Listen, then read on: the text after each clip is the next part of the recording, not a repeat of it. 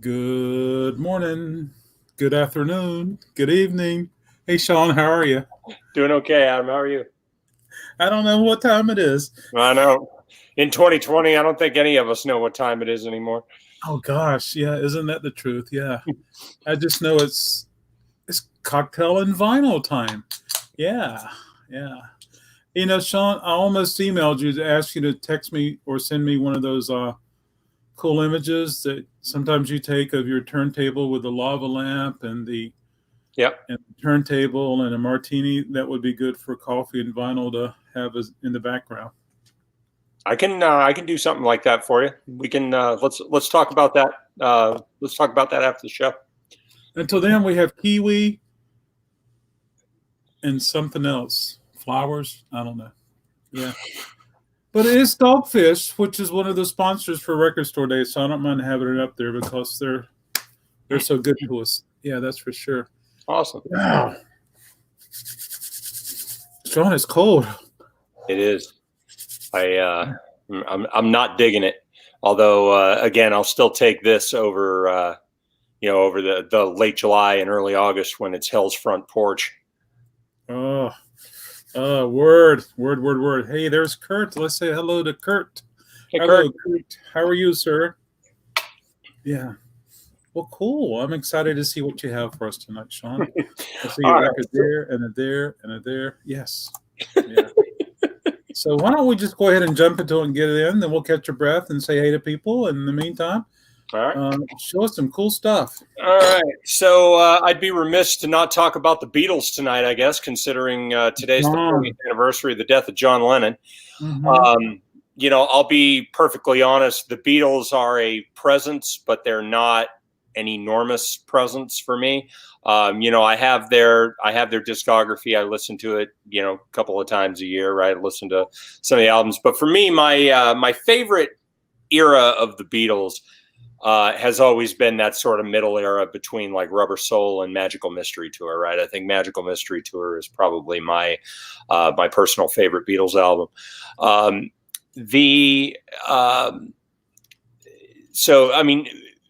Meet the Beatles. I should actually back up for a minute.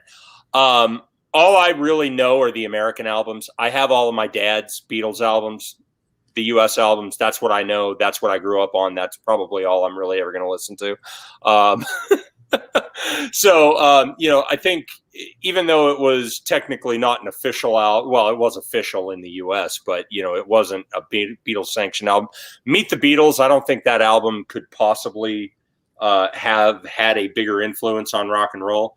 This is a very, very early U.S. pressing of Meet the Beatles, and this is still, this is still unbelievably listenable. 57 years after it was released. Oh, yeah. It's just amazing.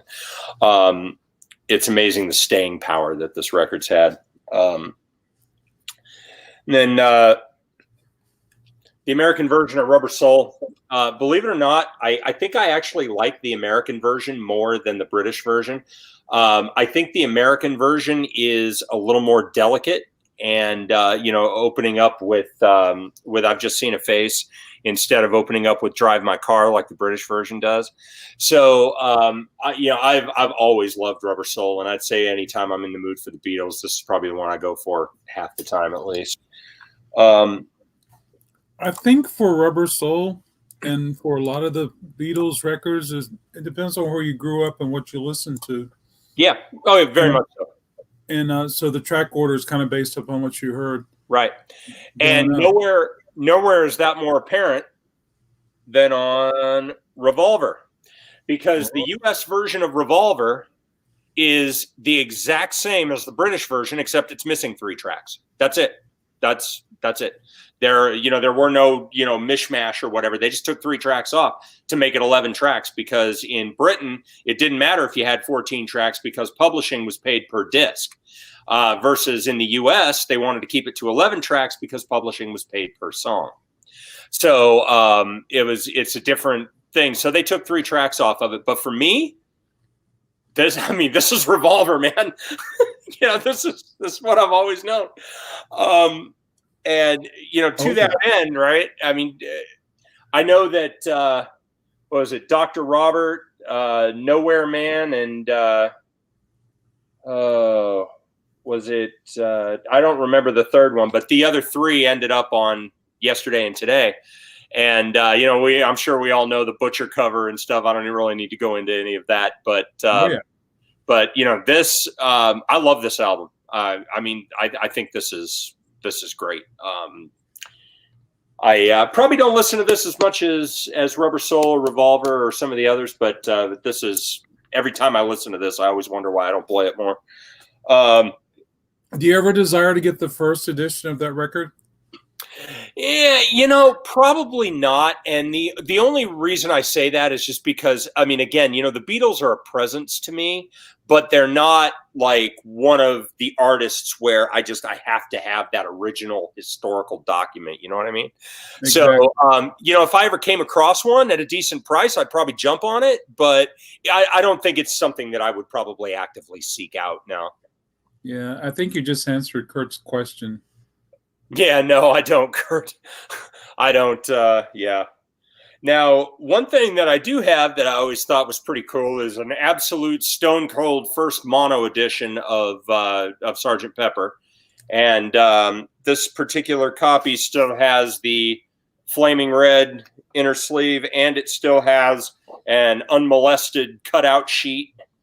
So that's pretty cool. This is an excellent play copy. It sounds wonderful. You got it. Yes, I'd much rather have an original Holiday in Cambodia. Yeah. I have a mono U.S. Sgt. Pepper's also. Nice. And I picked it up soon after the 50th anniversary, which was good because I was able to do a shootout of all three. Yeah. So it does sound so much different than the stereo. It does. And, that was the thing about the 50th anniversary. When I listened to it, it sounds like what they did, because that 50th anniversary version was a remix. It was a stereo remix. But it sounds like basically what they did was they took the mono mix and put it in stereo is what they did. And I appreciated it. I enjoyed the 50th anniversary. I did. And I like the fact that the Beatles did that right? And I know I've talked about this before, but I sort of view remixing as revisionist history, right? If a stereo mix was done back then, that's it. That's the mix, right?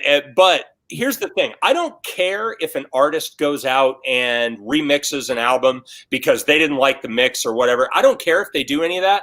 What I do care about is when they take the old mix away and remove it from, streaming services or physical copies and try and pass the new thing off as the same album. That's right. That's what gets at me, right? And I can think of some bands that did some pretty egregious stuff like that. Frank Zappa, Megadeth, some other ELO. Oh my God, Jeff Lynne, even Steven Wilson from Porcupine Tree. Good God, that guy's remixed his stuff so much it's insane. He's a purist. Love it. I will say about the 67 mono and the 50th anniversary, it was about time that record was heard like it should have been heard, like it was heard in England. Yeah. Yeah. And Sgt. Pepper is one of the, it's one of the most influential albums of all time.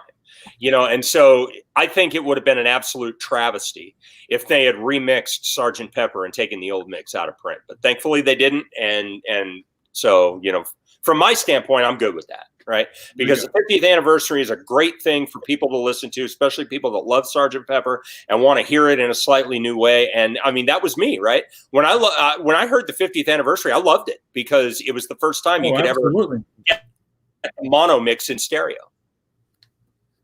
Absolutely. So, all right. So last Beatles record, probably my favorite Beatles record. Not going to lie. Magical Mystery Tour, man.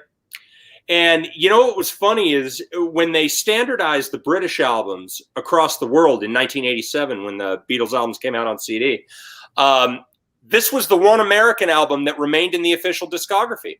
And it's because in England, Magical Mystery Tour was just this. It was a 7-inch EP. And this actually sold better as an American import in England than the actual UK 7-inch EP did. And so, you know, I mean, even getting past the, you know, the huge songs like Strawberry Fields and oh my God, Penny Lane. Jesus. Wow. Boy, I'm having a brain fart.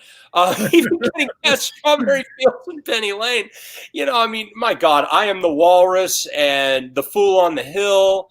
God, there's just so much good stuff on here.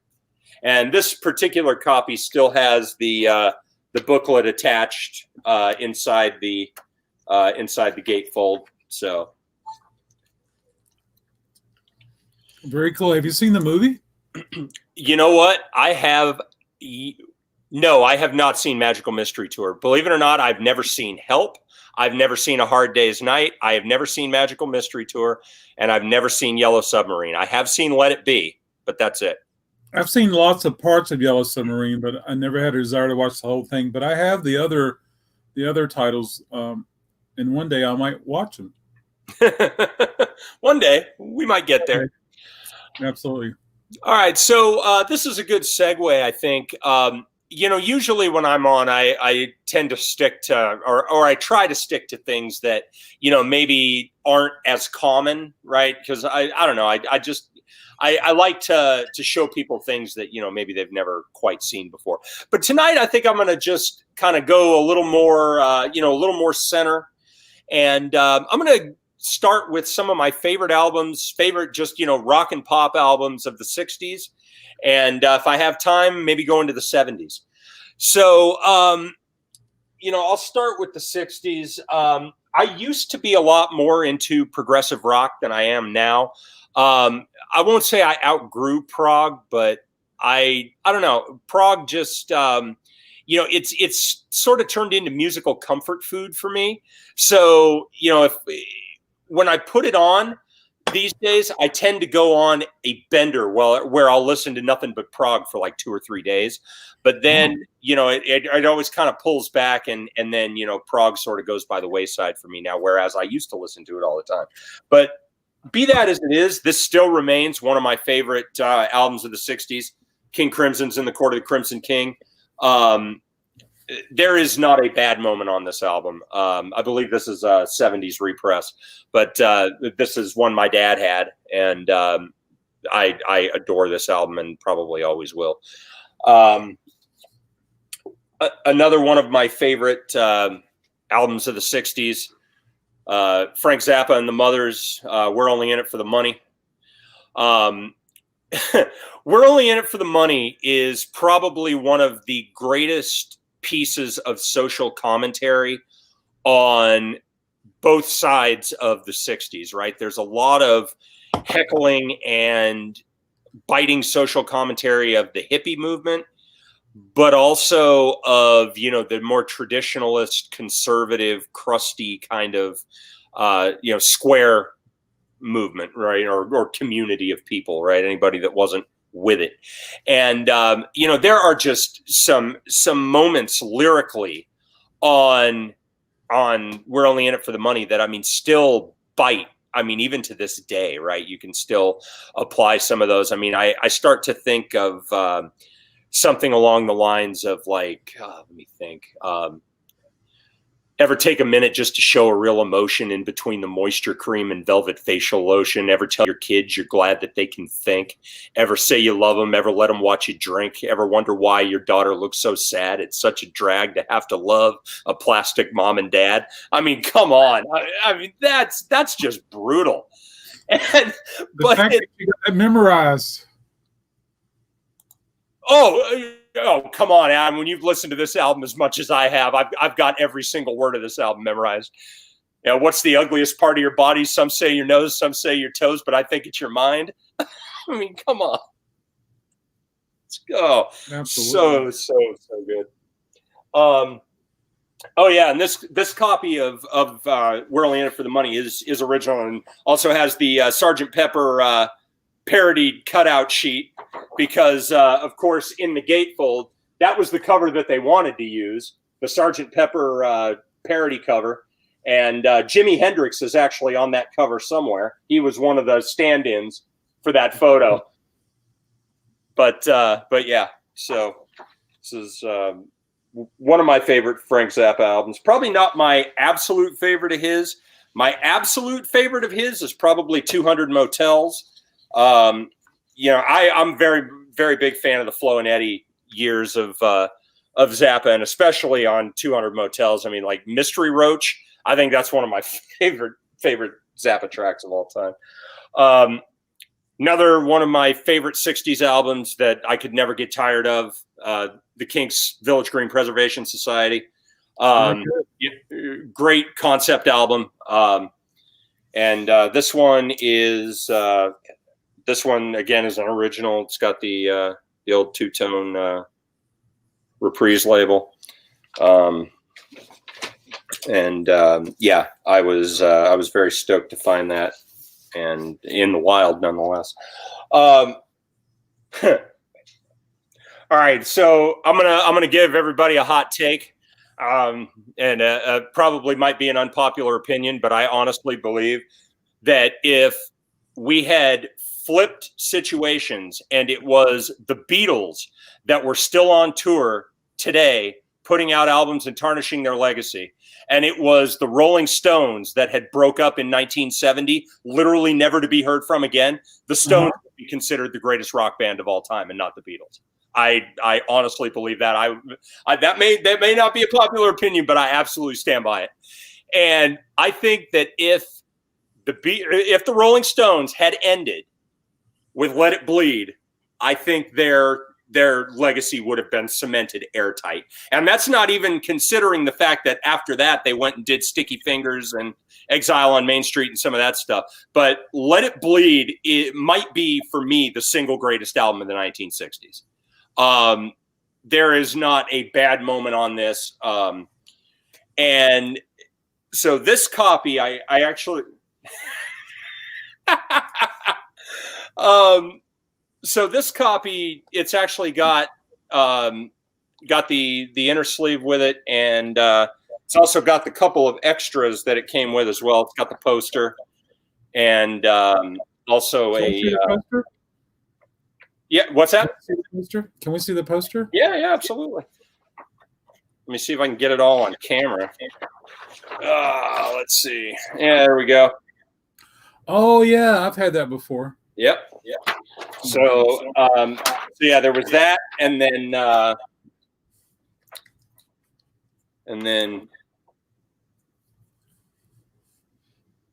fan club info. Yeah, I believe that. Everybody wanted that. Yeah. So if the Stones had broken up, I would have missed all the 80s Stones that I like. Well, you know what? I like the 80s Stones too, man. I mean, those late 70s and early 80s records, I love them as much as anybody. And I'm not saying that, the Stones were awful after 1970. All I'm saying is if you take the Beatles output from 1963 to 1970 and you put it up against the Rolling Stones output from that same time, right, where they were doing more of the bluesy type stuff versus the sort of raunch rock, for lack of a better term, that they started getting into in the 70s, I think the Rolling Stones would have won. That's all I'm saying. Wow. That's awesome. I never thought about it, so that's awesome. That's cool. Apparently Brooke didn't think too highly of that opinion. Yeah, I think you're right. Yeah. All right, so another 60s album that I can't live without, the Moody Blues, In Search of the Lost Chord. I love that record. I love this record too. I will not be without it. So another 60s classic. These guys might be the greatest band that most people have never heard of. Moby Grape, very first very first album on Columbia from '67. So stereo copy. Still has the gigantic poster of the uncensored poster with the middle finger. I've never had that poster before. Yeah, it doesn't come along every day, that's for sure. Hello, Stephen. Well, very cool. Yeah. Let's see, a few more here. Here's a Bob Ludwig cut of Led Zeppelin 2. You know, I'm going to say this, right? I've always felt like audiophiles are in love with the wrong things, right? And I'm taking this somewhere, right?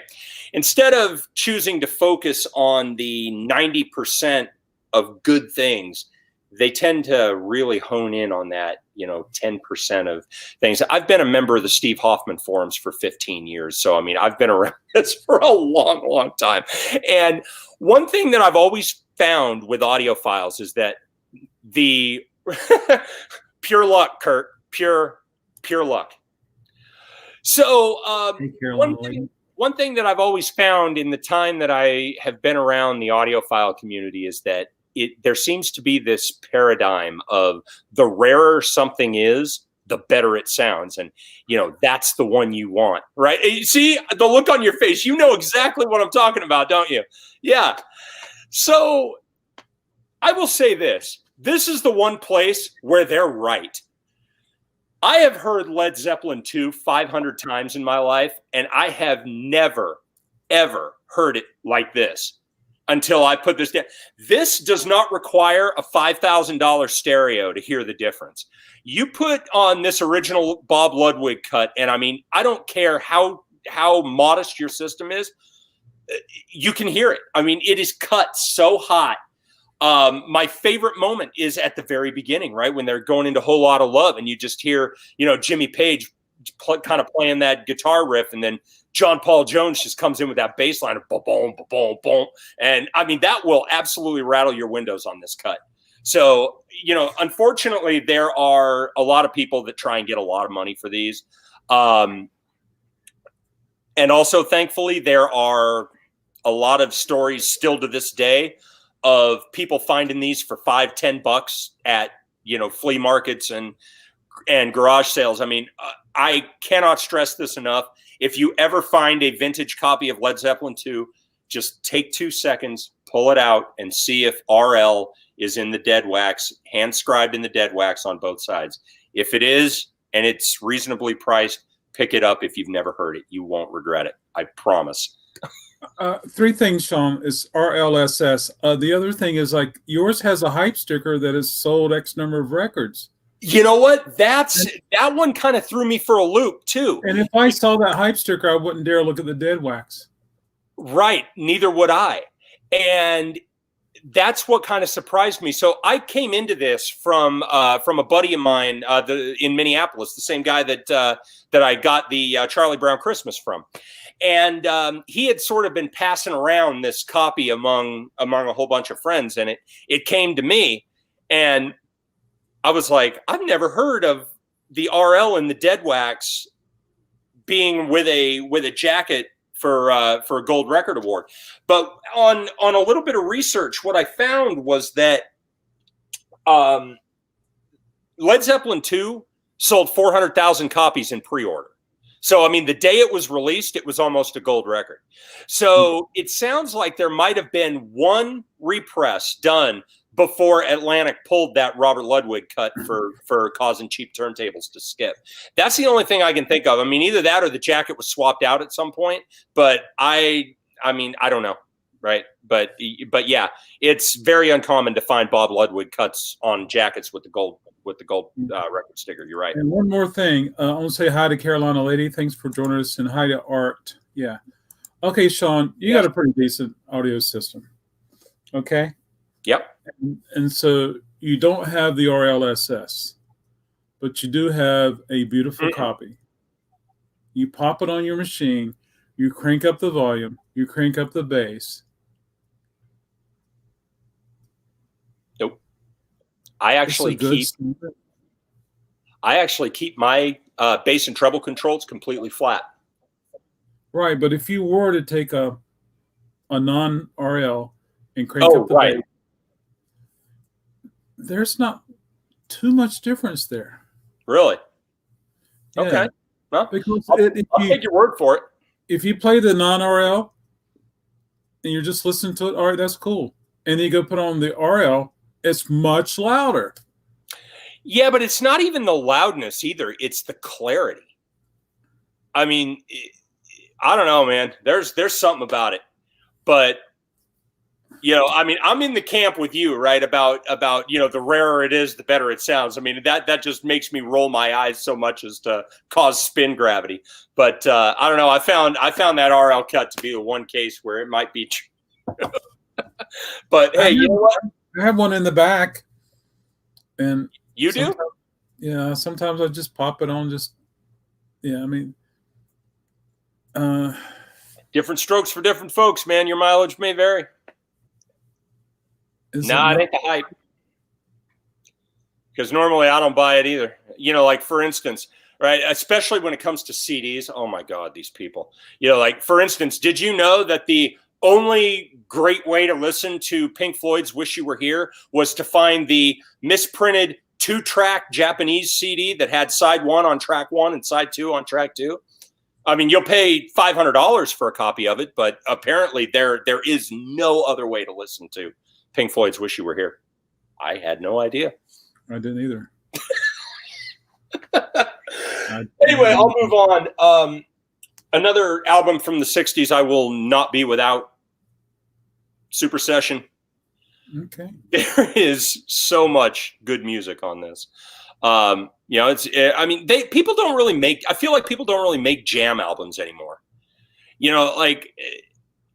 Like this, where, they just kind of sit around and, just play whatever and all that. And, Mike Bloomfield. And so this is kind of weird, right? Because the three of these guys don't actually play together at all on this record. So side 1 is Mike Bloomfield and Al Cooper. And then side 2 is Stephen Stills and Al Cooper. But man, I've always loved, oh God, what else? Yeah. So I love the cover of Bob Dylan's It Takes a Lot to Laugh, It Takes a Train to Cry. That one's killer. Love that. Love Albert Shuffle, Man's Temptation, His Holy Modal Majesty. So much good stuff on here. Cool. Good psychedelic classic. Here's an original mono copy of Surrealistic Pillow. This is another one I never get tired of. I have one of those same pressings, sir. Mono. Yeah. Good stuff. They sound great, don't they? They do. Did you have Satanic, Her Majesty Satanic? I do. Yep. Do you have a mono? Yes, I do. As a matter of fact, I have a mono with the inner sleeve. Yep. Very cool. And it's the true mono, right? Because some of those had the real mono mix and some of them were fold downs. And there's ways you can tell, but that was the thing before I decided to buy a copy, is I wanted to make sure I was getting one with the unique mono mix rather than the stereo fold down. And there's a way to tell by dropping the needle on the record within 5 seconds whether it's the real mono mix or a fold down. But yes, I do have one of those.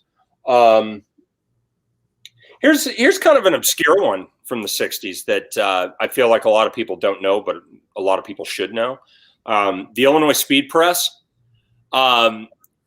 This was produced by James William Garcia, who was well known, or who got who made a real name for himself, producing a lot of those.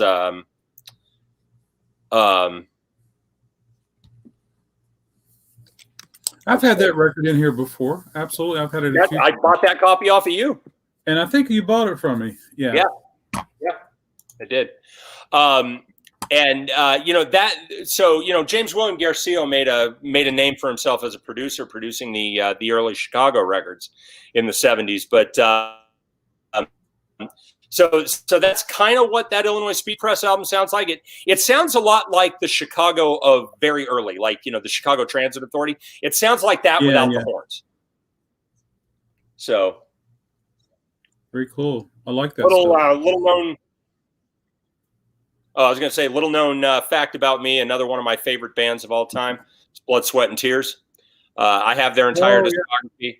And this first album of theirs, the one and only one with Al Cooper, this may as well have been done by a completely different band because it sounds so much different than everything else they ever produced. But killer, absolutely love it. I think one of the first few records you bought for me was Blood, Sweat, and Tears. Probably. That wouldn't shock me. Yeah. Original stereo copy, the Electric Prunes, Mass in F minor. Some people hate this record. Some people love it. There's really no gray area. It's one of those things you either get it or you don't.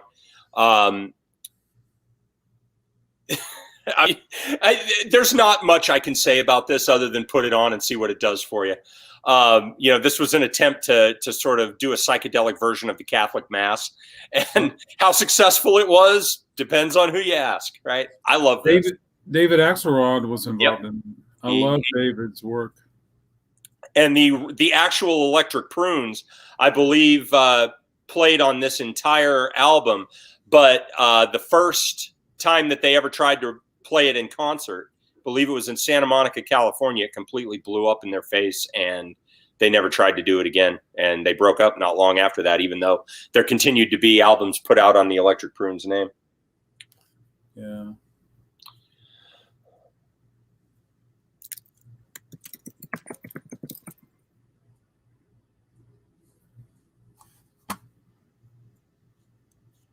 I just got back to you in the private chat. Thank you, sir. Mm-hmm. So while we're waiting for that, here's a beautiful Stone Cold mono, original mono of Bob Dylan's Blonde on Blonde. Believe it or not, when it comes to Bob Dylan, I actually listen to the 80s stuff more than I listen to the 60s and 70s. I absolutely adore Oh Mercy and Infidels. Those are two of my all-time favorite Bob Dylan albums. I'm also a big fan of Empire Burlesque. Not too much else that he did in the 80s. I mean, I remember the first time I ever sat and listened to Knocked Out Loaded. I said, wow, this is 45 minutes of my life I'm never going to get back. Right. But I do love, but when it comes to 60s Dylan, it's Nashville Skyline and Blonde on Blonde for me. Those Blonde on Blonde. Very cool. Yeah.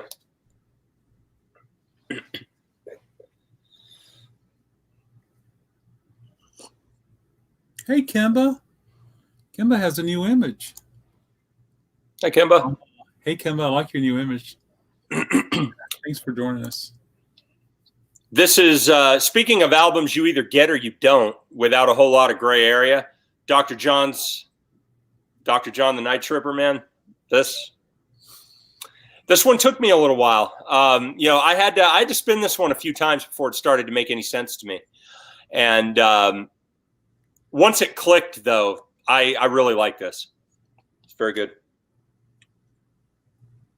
Here's something a little more poppy that I have always enjoyed. Sugar and Spice by the Crying Shames.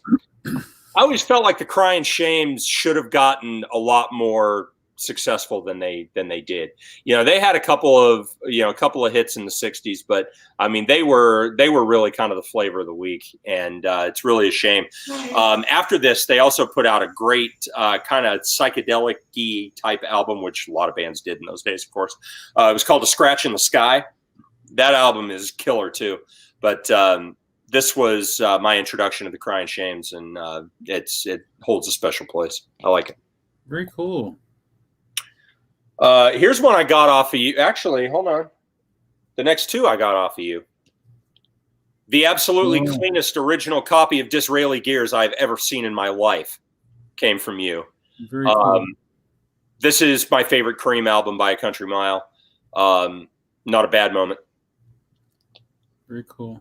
Hey, if you're joining us just now, folks, thanks so much for joining us.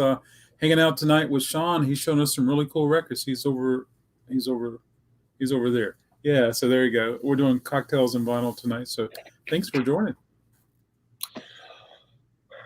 Another one I got from you, one of my all-time favorites of the 60s, Stone Cold original copy of the Gilded Palace of Sin. Yes. Flying Burrito Brothers. Oh, my God. Now, I will say I actually even like the Flying Burrito Brothers after Graham Parsons. This is one of my favorite albums of the 60s, but this is not my favorite Burritos record, believe it or not. This is number 2. My favorite album of theirs is the third album, the first one after Graham Parsons left, that had Rick Roberts on lead vocals and had Bernie Leadon from the Eagles. Mm-hmm. That is my favorite Flying Burrito Brothers record. But since we're talking about the 60s, can't talk about the 60s without this one. There you go. I mean, this album broke so much ground. Hey, Kurt. Hey. How are you, man? Kurt is joining us. Hi, Kurt. How are you? I just almost bought that Flying Burrito Brothers you just showed right now. That's a great one, man. I bought the 2 after that, but I didn't buy that one because it was too high for my price range. So yeah, I got you. It'll come around. Original pressing of Sweetheart of the Rodeo, the Byrds. Speaking of Flying Burrito Brothers, right? Graham Parsons joins the Byrds and does that one album with them, and then he and Chris Hillman take off and form the Flying Burrito Brothers. Sweetheart of the Rodeo. I can only imagine being a Byrds fan in the 60s and going from Younger Than Yesterday to the Notorious Byrd Brothers, which I think is their best album. Not my favorite, but I think that's their best. And then going from there to Sweetheart of the Rodeo. Like, the Byrds had a lot of hippie cred and stuff. And I can only imagine being a fan and hearing Sweetheart of the Rodeo and probably thinking to yourself, why in the hell are the Byrds singing I Like the Christian Life? Like, is this irony? Is this, like, what is this? Absolutely. Check out this t-shirt, Shawn. Hey, all right, there we go. The man himself. There you go. Oh, I love Frank Zappa. That guy, he if there was a man that just I don't know, that just didn't give a shit, it was him. I was trying to think of what the right term was. Yeah. But you're exactly right. It didn't care, didn't know, didn't wear, didn't consider, didn't give a shit. It's probably the best way to put it. Yeah. And you know what the great thing is about not giving a shit is that it's completely indistinguishable from confidence. Yeah, but he also went up to the Reagans and told them he didn't give a shit in that sense. Well, yeah, there's that too. I always appreciated one time when he was on CNN Crossfire talking about censorship and the PMRC and all that. At one point, one of the hosts reads off this like stanza from a Megadeth song, and he goes, "Well, that's just brutal." And Frank goes, "So?" And so then the guy says, "So Frank, are there any songs that you don't want your kids listening to?" And he goes, "Yeah, We Are the World."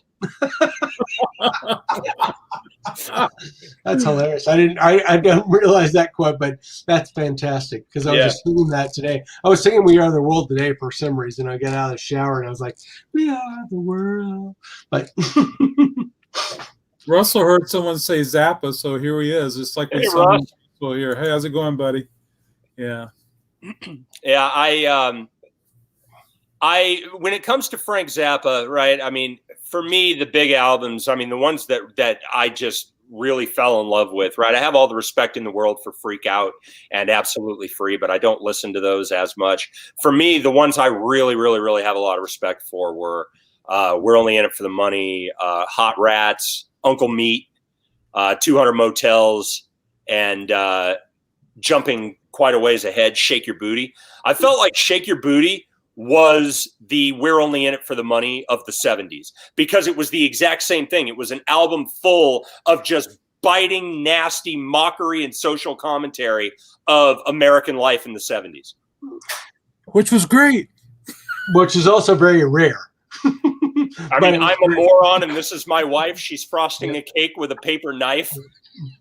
Yeah, that goes back to those old Pillsbury commercials where, Pillsbury frosting is so smooth you could spread it with a paper knife. Ooh. Yeah, well, this great Colonel Sanders commercial right now, but I mean, nonetheless. Yeah, man. Frank Zappa was that guy was ahead of his time, no doubt. And there are a lot of people that can't stand him and his music, and yeah, because they didn't understand him, Shawn. That's that's the ultimate. Right. And they're not interested in taking the time to understand it. Like, you know, they go and they listen to it and they're like, what the hell is this? And that's, you know, that's what it is. And some people don't want to analyze it any further than that. And that's their prerogative. But very true. Yeah. Let's see. How much time do we have? Hey, still got about 20 minutes. We can let's move on to some 70s. Okay. So going back to the Kinks, Muswell Hillbillies, Dynaflex pressing sounds fantastic. For me, there's not a bad moment on this record. I think 20th Century Man is probably one of my favorite Kinks songs across their entire catalog. Yeah. So this, I actually didn't know anything about the Kinks until about 15 years ago. My boss at the time was huge into 60s and 70s rock. And one time he started mentioning the Kinks. I was like, you know, I know you really got me, but other than that, like, I don't really know much about the Kinks. And he was like, oh, we need to do something about that. And so yeah, he did something about it. And it was to my personal benefit. Going back to some prog, original copy of Jethro Tull's Aqualung. This is one of the all-time great prog records for me. One I always loved as a kid, still love to this day, never gets old. Michael Jackson's Off the Wall. I mean, if there is such a thing as a perfect pop album, this has got to be on that list. That's my favorite MJ record. Yeah, I agree. Yeah, I think, and it's probably just because of when I grew up, but I mean, for me, that's probably always going to be Dangerous because it was the first Michael Jackson album I bought in '91, and I still have that original LP that I bought 30 years ago, and you know, yeah, that was the first Michael Jackson album I ever bought. That was the one that sent me head first down into his catalog. So I fully admit that Dangerous may not be his best album, but I think it always just holds a yeah. The world's finest. Yep. Frank Zappa used to always say that. Yep. But yeah, so Dangerous just always holds a special place in in my heart, just for what it is, because it introduced me to MJ. So this is a weird one, right? This was my dad's, and this was so out of character for him. An original copy of Yes is Fragile. He would have been 12 years old when this album came out. And I remember one time I asked him about it because, I mean, this thing is still in great shape. So he didn't play it a whole lot. It's still got the booklet insert in it and everything. And I asked my dad about it one time. And I was like, why on earth would you at 12 buy something like Yes, Fragile? And he said, I remember going into a record shop one day and they were playing it. It was a new release. They were playing it in store. And he said, I just liked it. And he said, I had just gotten my allowance and I liked it. And he said, I wish there was a better story behind it, but that's it. And I was like, well, Dad, I guess that's all you need. Yeah. So I'm happy to have that. I won't take this out and show everything, but this is an original copy of the Who Live at Leeds with all 12 of the inserts. So this is probably one of the greatest live albums of all time. I can't possibly say anything about this album that hasn't already been said. That's true. It's a good record, that's for sure. Oh yeah. I mean, if there was ever an album. Plus, you got the original contract. That's just worth a bunch of money. Oh, I know, right? Yeah, no kidding. Did y'all see that on what was Las Vegas? Las Vegas? Oh. The guys who did the Las Vegas pawn shop show, pawn pickers or whatever. Said, oh, this has the original contract in it. We have to pay X $100 for it. And the guy's like, no, that's the copy that was included in the album. Yeah. Although I think my favorite of those 12 inserts is their rejection letter from EMI. I have never seen a more diplomatically written FU in my life.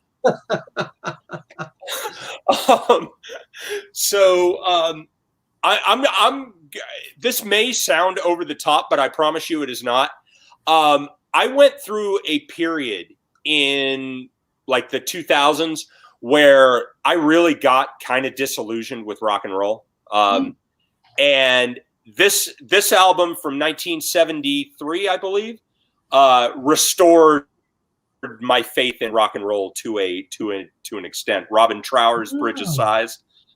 I mean, I remember I put this on And I just got blown away by the guitar work on this. I had no idea that Robin Trower, I only knew Robin Trower as the guitarist from Procol Harum, right? I had never heard any of his solo stuff. This was the first solo album I ever heard from him, and it just blew me away. This one and also his first solo album, Twice Removed from Yesterday, both of those are just absolute rock and roll clinics. Yeah, that one's really good. I have a copy of it too. It's good.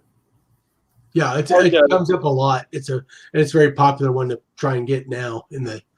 Yeah, I feel like the internet age has sort of brought that album more to prominence, because I feel like in the 70s, that was kind of an obscure one. Like, you know, people knew about it, but it wasn't like one of those that everyone wanted and had to have. Yeah. Mm-hmm. If I see a Robin Trower album, that's the one I see, and it goes for much more than I want to pay. Bruce Springsteen's Born to Run. I mean, how can you talk about the 70s and not talk about this record? You know, I don't have a ton of Springsteen. I have the essentials. This one is probably the most essential for me. That or Darkness on the Edge of Town. Both of those I really like. What about you, Kurt? I see you shaking your head. As someone from Nebraska, Nebraska is the most important one for me. I adore Nebraska. I like Nebraska also. I love the fact that they just took that verbatim off a cassette recorder and put it and pressed it on vinyl. Yeah, I mean, it's so raw and it's dark. I mean, so many of those songs, you know, just talking about, you know, losing your job and being down on your luck and committing murder for murder. The reality is I have a connection to the family. Yeah. Some of my friends lived in the same neighborhood that what's his name lived in. So who did all his murders. So, which was the basis of Nebraska. So yeah. Kind of fun to have that connection. I'm not a huge Springsteen fan, but nonetheless, that one resonates more than any of the other records I have. Oh, I'm right there with you. Yeah, that's a great one. I do love Nebraska. I have a copy of that. So when Bruce recorded that Nebraska, his cassette deck actually didn't replay at the correct speed. Yeah, so he sent it off to have it mastered, or so they could do the record. And he heard it, was like, no, this is too fast. So they had to go back and slow it down. Yeah, I've heard that story. Yeah, that's interesting. So getting into a little bit of fusion, right? And I mean, this is more rock than it is jazz. You know, jazz, rock, fusion. This is more rock. But John McLaughlin and Carlos Santana, Love, Devotion, Surrender. I will not be without a copy of this. Oh man, I could listen to this over and over until my ears bleed. And you ask jazz heads about this, and they'll be like, I can't believe they did a bastardized version of A Love Supreme like that. I think it's great. Yeah. Well, if Art's still here, he loves fusion. So chime in, Art. Tell us about that record. How you Art just chimed in. Yeah. Probably my favorite Tom Petty, the Heartbreakers album of the 70s, Damn the Torpedoes. I might be a little bit biased because this came out in 1979, and I love to own good albums from the year of my birth, and this is one of them. Kurt's like, oh, you're just a rippersnapper. That's exactly what I was thinking. You told me about your dad owning this and that, and I was like, oh, shit. My dad was born in 59, so he was born in 66, so there we go. We're in the middle. All right. Here's a cool one that I didn't realize I had until I had owned it for a long time. It's a copy of Hearts magazine, but this is the first copy that has the thing down there on the bottom saying that due to a contract dispute that they were going to put this out. So this is the original version before Hearts sued and then, you know, got some input as to how they wanted the album put together. And so this is like the only copy that I've ever really listened to. So I find it a little weird that I'm not really familiar with the same version of magazine that the world is, but I love this. I keep looking for one. I probably sold them before I realized it. Dude, I picked that up when I lived in Rhode Island. I picked that up for, I think, $2-3 at a used shop. The story then? Huh? When you purchased it, did you know the story? I didn't. No, I just bought it because I knew magazine and I knew some of the songs on it, and I wanted to have it. And it probably was. I bet you I owned that for 10 years before I learned about it. And they were like, "Oh yeah, you know, the original version had this thing on the back, and it's a different track listing, and it's different mixes and all that." And I'm like, "Huh, I wonder if that's the copy I have." And I went and I grabbed it. Sure enough, I was like, "Whoa, wait a minute." That's cool. Hey, Art says that's a great album. Love Santana, love my Horsnul. This album, Thank you, Art. Based Yes, on sir. the religion they were both into. Yeah. Awesome. Yep. Yeah, and I mean, Carlos Santana just absolutely shreds every single track of that record. So you buy 79, Russell buys 76. Right on. Rock on, my man. All right, so again, I mentioned, right, one of my favorite bands of all time. Now, Adam, I know I mentioned on a previous stream that my favorite band of all time, period, is Genesis. But another one of my favorite bands of all time, Blood, Sweat, and Tears, one of my favorite albums of the 70s, BS&T 4. This is the one that has Go Down Gambling on it and Lisa Listen to Me. Oh, I love this album so much. Very cool. David Clayton Thomas, man, I would listen to that guy. Another one, right? I should make a list of like singers that I would listen to sing the phone book, because I say that all the time. But David Clayton Thomas, man, he's another one. I'd listen to him sing the phone book. Alice Cooper, Killers. This is an original copy. Still has the. I'll see if I can do this without it coming off, but. Still got the 1972 calendar attached to it. Yeah. So, you know, that's one thing I got to give Alice Cooper, though. That guy was a master of packaging on his albums, because they always came with neat little extras, right? You know, you look at something like $1 Billion Babies, where it came with the trading cards, and if you popped them out, it made a frame for the inner sleeve so that you could see all the credits and everything that was on the inner sleeve. It had that big $1 billion bill on it. Or, you know, you look at something like School's Out that had the flip top desk and the record that came packaged with a pair of panties wrapped around it. Yeah. I mean, he was an intelligent Kiss before Kiss came out. Yeah. Right? Yeah. Yeah. Would you say Killers like, was a let's little make a bunch of fancy things with flames on it, but Alice Cooper, and I love Kiss, don't get me wrong, I love Alice Cooper as well. But Alice Cooper was let's think about what we're going to promote this and how we're going to promote it, and he did it, and he succeeded. Was just a machine. Adam, what were you going to say? Would you say Killers was a little proggy? Yeah, a little bit. Some parts of it, yeah, a little bit. I think it was a little deeper than some of Alice Cooper's other stuff. And, you know, funny story, right? A lot of people know Alice Cooper was signed to Frank Zappa's label Straight originally. Mm-hmm. And Frank Zappa told that story one time of how he found Alice Cooper, and he went to go see him at a club in Los Angeles one night. And Zappa told them, he met him backstage after the show, and he said, "Hey, you know, why don't you guys come and do a rehearsal for me?" And he said, "Why don't you?" What are those? Oh, hold on. I'll solo me. Oh, Alice Cooper 8 tracks. And Zappa in New York. Nice. So Zappa says, so he tells Alice Cooper and the band, he said, you know, I'd like to have you guys, you know, do a rehearsal for me. And he said, why don't you come to my house tomorrow at 7? Well, he said, I never specified AM or PM. So he said, these guys showed up knocking on my door at 7 a.m. wanting to do the rehearsal at my house. And he said, I didn't even have them do the rehearsal. I signed them right then and there. And I told them, you guys were playing in this club until 1 o'clock in the morning. And if you guys can do that and still be at my house at 7 a.m. ready to do a rehearsal, that's all I need to know. There you go.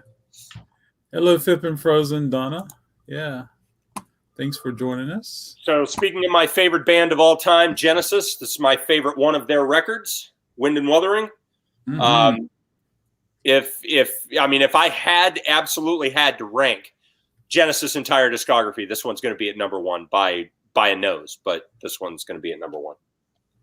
Very cool. Shawn, do you have a record you haven't found yet that you really want? A record that I haven't found yet that I really, really want. Yeah, I mean, there's quite a few. I mean, I would say most of those probably fall in the jazz realm. But if we're talking stuff like this, rock and pop, yeah, I mean, I would love to find some more. What am I thinking of? I would love to find an original Columbia 1968 pressing of the self-titled album from the United States of America. It was kind of a psychedelic thing. Here, hold on. I've got a Sunday's reissue of it. It comes in this envelope, right? And I would love to find an original copy of this. How do you turn your back and pull out the exact thing that I randomly talked about? What's the name? Who's the artist? What's that? Who's the artist you just pulled out?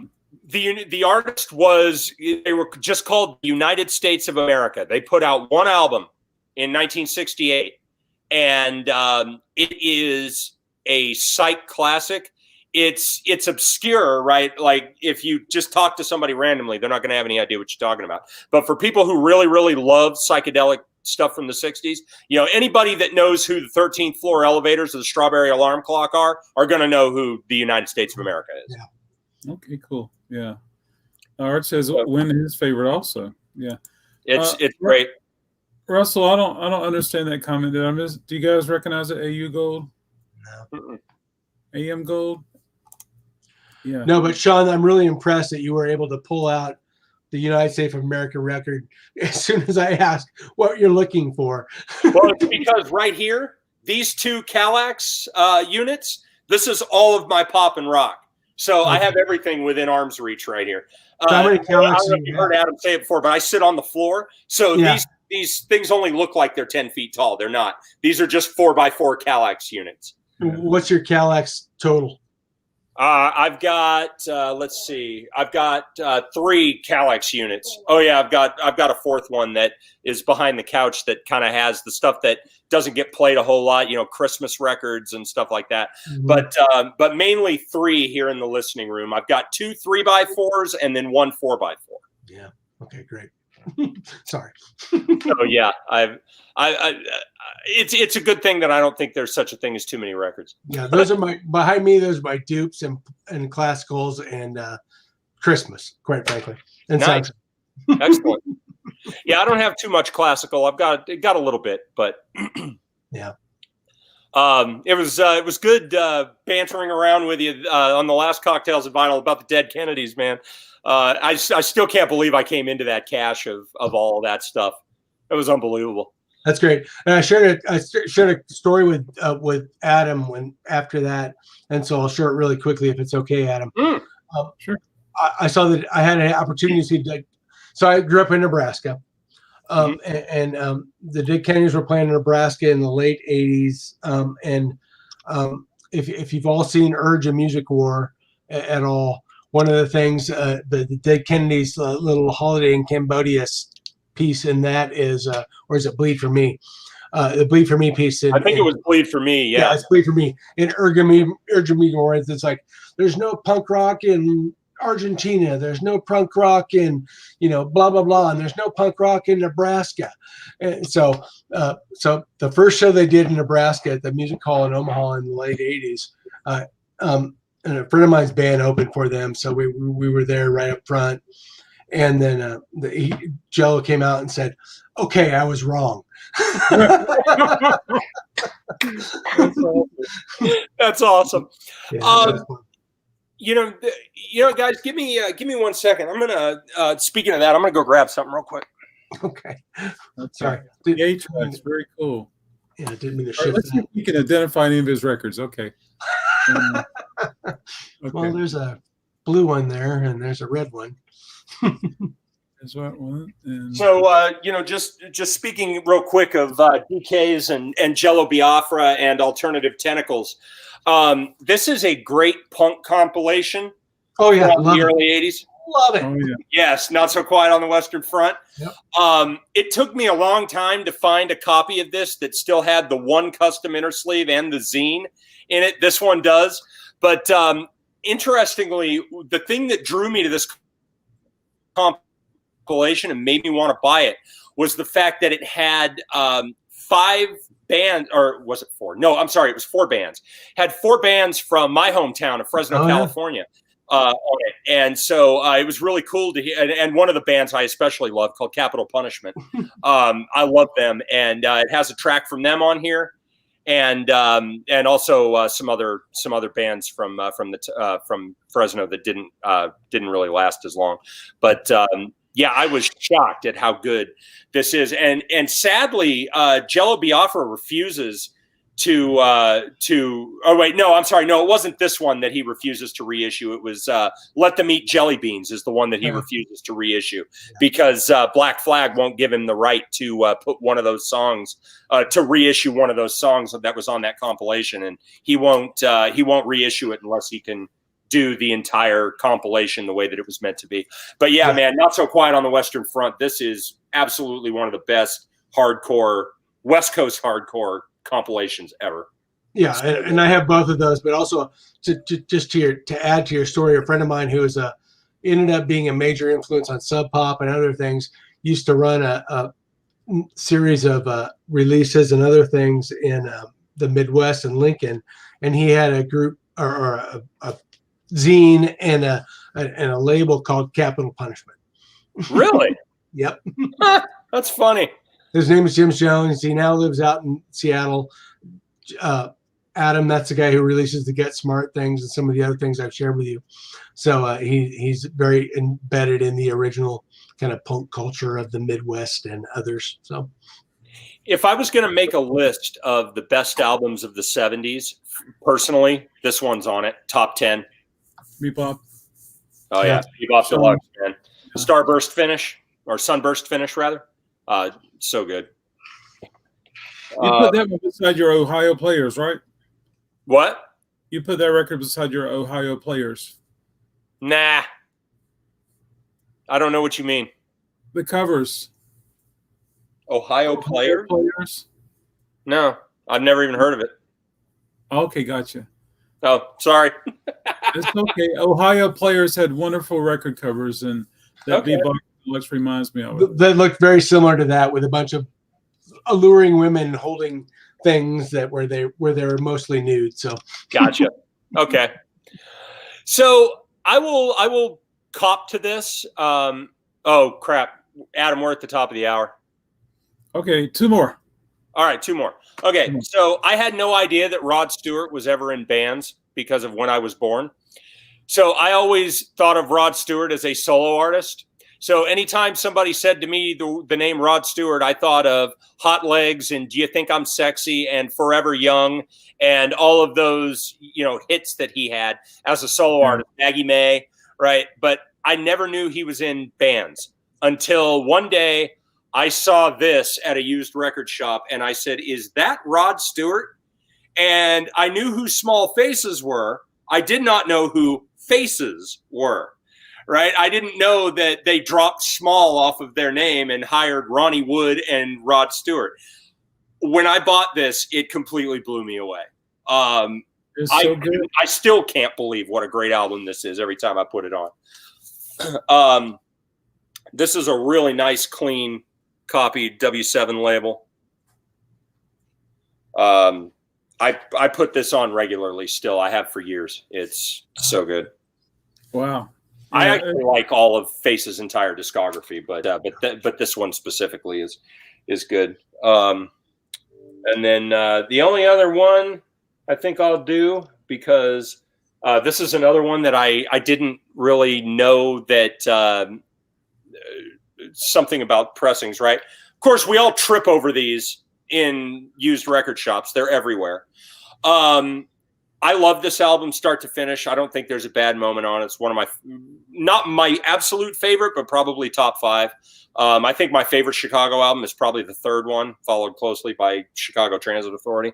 But this one is, again, it's one of those things that you can't possibly say anything about.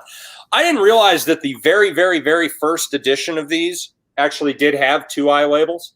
Yeah. And not only that, but, I never see them with the 2i labels. I find them in used record shops all the time, but I would always pull them out I found that out, I'd always pull them out and look for the 2i label. Never found it. You know, it was always the 6 around the ring label. And so one day I finally found it. And that day when I found it, I also learned something else I didn't know. I had no idea that Chicago 2 came with a poster originally. And this copy had the poster too. So, I mean, it was like double win. I felt like buying a Powerball ticket that day. So needless to say, I don't think I'll ever need to buy another copy of that because this is a solid player. And, you know, so. Yeah. Very cool. That's awesome. Yeah. So that's what I got. That is a good record. It is. Shawn, we have another Shawn in the house now, spinning TV. And Shawn, hey Shawn. Hey Shawn. Yeah. How's life down under? How down under? How's life tomorrow? How was today? The cover of Wicked Messenger is great. Yeah. Actually, I should ask Shawn, how's tomorrow down under? Because I think it's probably already the middle of the afternoon tomorrow for him. Yeah. What do we need to worry about in our next day? Yeah, exactly. He's enjoying the sunshine and the warmth right now. So that's hey, awesome. hey, Shawn, you've got Adam completely obsessed with the chats, by the way. They are so good. I keep checking with my distributors trying to find that record. They're good. Yeah, hang on, you'll find one eventually. So Shawn was here last week or in Wake Forest, maybe both, but we were talking about the chats again. So yeah, I'll find one. And boy, did I get a good stack of jazz from you. So that I've tons of great jazz, man. Dude, those contemporary albums were all great. I've finally made it through all of them, and you know, I love West Coast stuff. I love contemporary and Pacific jazz, and sadly, you don't find a lot of it out here. And I have some jazz head friends that live out on the West Coast, and they tell me, you know, that's all I find is Pacific jazz and contemporary. It's everywhere out here, but in the East Coast, it just isn't. Yeah, Russ, that's the one and only. That's the only copy I had ever seen, and it's still the only copy I've ever seen. Like I'm going to assume that Chicago 2 must have come out before any of the radio songs became really big, and so nobody bought it originally. And then when the songs broke and they became huge hits, they had to do a repress pretty quickly. I bet. Was that the Carnegie Hall poster? What's that? Is that the Carnegie Hall poster? No, it's not. No, it's unique to all the guys, like Brady Bunch style. Hold on. You know, I don't even remember. I haven't opened the poster since I bought this. Let's open it and find. Yeah, actually, it kind of is. Yeah, this isn't Carnegie Hall, but yeah, is this what you're thinking of? Well, it was either that one or Carnegie Hall, but Carnegie Hall is much bigger. I have a Carnegie Hall in the back. Yeah, I have a Carnegie Hall that has all the extra stuff in it, and yeah, that poster is enormous. Oh, yeah, that was in that box set. Okay, gotcha. Thank you. Yeah. Wow. Well, I want to thank you, Shawn, for hanging out with us. And Kurt, man, Brady Bunch style, absolutely, yeah. And so I'm going to say goodbye to everybody. Thanks for hanging out. Stay right there where you are, Shawn, and stay right there where you are, Kurt. And so thank you, everybody. I hope to see everybody tomorrow for Coffee and Vinyl. Yeah. All right. Adam, thanks for having me again. As always, I always love doing these. Happy to do it anytime you want. Sounds great. All right. Thanks for letting me crash it. Oh, yeah, absolutely. Oh, yeah, fun. Kurt, no doubt, man. Yeah. Good night, everybody.